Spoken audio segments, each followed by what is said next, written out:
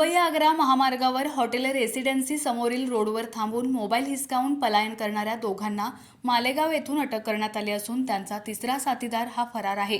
ही कारवाई मोहाडी पोलिसांनी केली। चक्करबर्डी रोडवरील अण्णासाहेब पाटील नगरातील हिरामन गायकवाड हे दुचाकीने अवधान एमआयडीसी येथून घराकडे येत होते।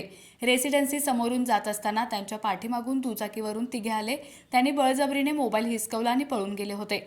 या प्रकरणी मोहाडी पोलीस ठाण्यात गुन्हा दाखल झाला होता। गुन्ह्याचा तपास सुरू असताना संशयित मालेगाव येथे असल्याची माहिती मोहाडी पोलीस निरीक्षक शिल्पा पाटील यांना मिळाली। माहिती मिळताच पथक मालेगावला रवाना झाला आणि त्वरित चोरट्यांना अटक करण्यात आली। त्यांच्या जवळून 20,000 रुपये किमतीचा मोबाईल फोन हस्तगत करण्यात आला आहे। तर त्यांचा आणखी एक साथीदार हा फरार झाला असून पोलीस त्याच्या मागावर असल्याची माहिती पोलीस निरीक्षक शिल्पा पाटील यांनी दिली। नमस्कार, मी PI Shilpa Patil, Mohadi police station. Mohadi police स्टेशनला 27/5/2025 रोजी गुन्ह्यातील फिर्यादी गायकवाड हे त्यांचं MIDC येथील काम संपवून घरी जात असताना रेसिडेन्सी पार्क इथे 3 अज्ञात इसम यांनी मोटरसायकलवर येऊन त्यांच्या खिशातील वर ठेवलेला मोबाईल हा जबरीने हिसकावून नेला होता। त्यावरून मोहाडी पोलीस स्टेशन इथे गुन्हा दाखल करण्यात आलेला होता।